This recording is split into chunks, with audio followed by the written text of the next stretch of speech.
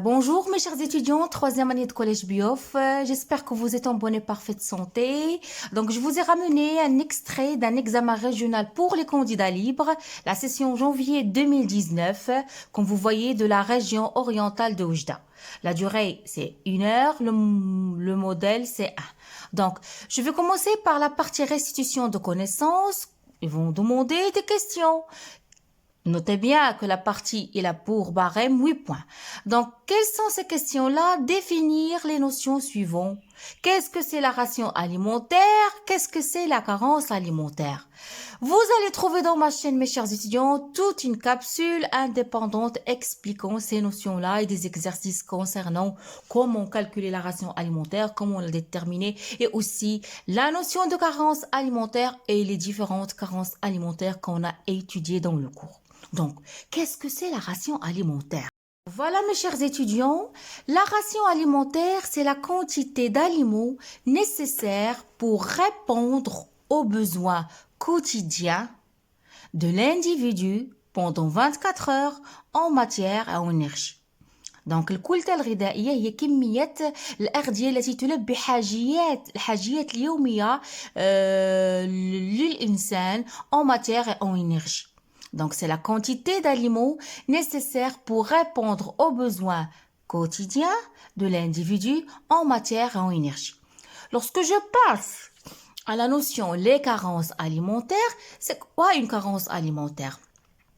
Une carence alimentaire, c'est une maladie causée par la malnutrition ou bien le manque excessif d'un aliment simple. C'est-à-dire soit on a une malnutrition, soit on a le manque excessif d'un aliment simple. Par exemple, la carence en iode, si on a un manque de iode dans notre corps, ça va conduire à la maladie de Goitre.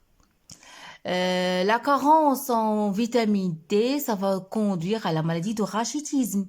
La carence en vitamine C, ça va conduire à la maladie de scorbut. Donc, c'est ça la notion de carence alimentaire.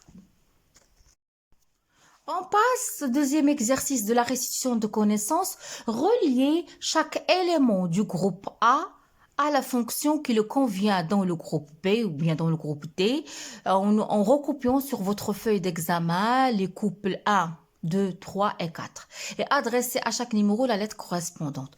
Donc, je vais voir le groupe A, on a le rein, la vessie, l'urtère, 4, l'urètre, groupe B, accumulation de l'urine, évacuation de l'urine à l'extérieur du corps, fabrication de l'urine à partir du sang, transfert de l'urine du rein vers la vessie. Donc, on va commencer par quel est le rôle des reins dans notre corps, mes chers étudiants? Quel est le rôle des reins? Quel est le rôle de la vessie? Quel est le rôle de l'urtère? Quel est le rôle de l'urètre? Donc, je vous écoute. Vous le savez déjà, vous allez deviner la réponse. Donc, les reins, quel est le rôle des reins, mes chers étudiants? C'est la fabrication de l'urine à partir du sang. Voilà. Et je vais écrire à côté de A, je vais écrire C. Donc, le rôle des reins, c'est la fabrication de l'urine à partir du sang. Lorsque je passe à la vessie, le méthane, c'est à son niveau se fait quoi? L'accumulation de l'urine. L'accumulation de l'urine. Donc, 2, je vais écrire ici petit a. Qu'est-ce qu'il me reste? Il me reste l'urtère. L'urtère, mes chers étudiants, l'urtère, c'est numéro 3. Donc, son rôle, c'est le transfert de l'urine du rein vers la vessie. Il a pour rôle de transférer, voilà, l'urine des reins vers la vessie. Donc, 3, je vais écrire ici, petit d. Il me reste l'urtère, l'urètre. C'est quoi? C'est la dernière affirmation. 4, ça va nous aider à faire quoi? À faire l'évacuation de l'urine à l'extérieur du corps. Donc, 4, c'est petit p. Donc, comme vous voyez, ils ont subdivisé la partie restitution connaissance en 3 parties. La partie 1, la leçon des carences alimentaires, l'éducation nutritionnelle. Et si ils ont posé des questions concernant l'excrétion urinaire, passons au petit 3, c'est-à-dire ils n'ont rien oublié. Petit 3, c'est la circulation sanguine, c'est l'appareil circulatoire, c'est le cœur. Donc, le document ci-dessous représente une coupe longitudinale du cœur. Sur votre copie, écrire devant chaque numéro de 1 à 8 le nom qui convient. Donc, c'est facile, c'est à la portée de tout le monde, mes chers étudiants. Et comme vous voyez, 2 points. Vous ne devez pas perdre ces 2 points-là. Donc, je vais commencer par petit a. Ça, c'est quoi petit a? Petit a, c'est l'artère aorte. Petit 2, ce sont les veines pulmonaires. Petit 3, c'est l'oreillette gauche. Je vous ai déjà montré, pour ne pas confondre la droite avec la gauche, je pose ma main. Ça, c'est ma main. C'est quelle main que j'ai posée? C'est ma main droite. Donc, automatiquement, ici, c'est la gauche. Donc, petit 3, c'est l'oreillette gauche. Petit 4, ventricule gauche. Il me reste 5, ce sont les artères pulmonaires. Voilà, les artères pulmonaires. Petit 6, c'est la veine cave supérieure. Petit 7, ce sont les valvules. Petit 8, c'est le ventricule droit. Et s'ils ont ajouté cette flèche-là, ça sera la veine cave inférieure. Donc, l'anatomie du cœur, vous devez l'apprendre par cœur, vous devez connaître chaque élément et la notification de chaque élément qui se trouve dans le cœur. Ok? Ça, vous l'aurez dans l'examen. Donc voilà, pour ne pas commettre des fautes d'orthographe, s'il vous plaît, petit 1, l'artère aorte, petit 2, veine pulmonaire, petit 3, oreillette gauche, petit 4, ventricule gauche, petit 5, artère pulmonaire, petit 6, veine cave supérieure, petit 7, valvule, petit 8, les ventricules droits. Donc, c'est clair. On passe à la suite de l'exercice. Voilà l'exercice 4 qui a pour barème 2 points.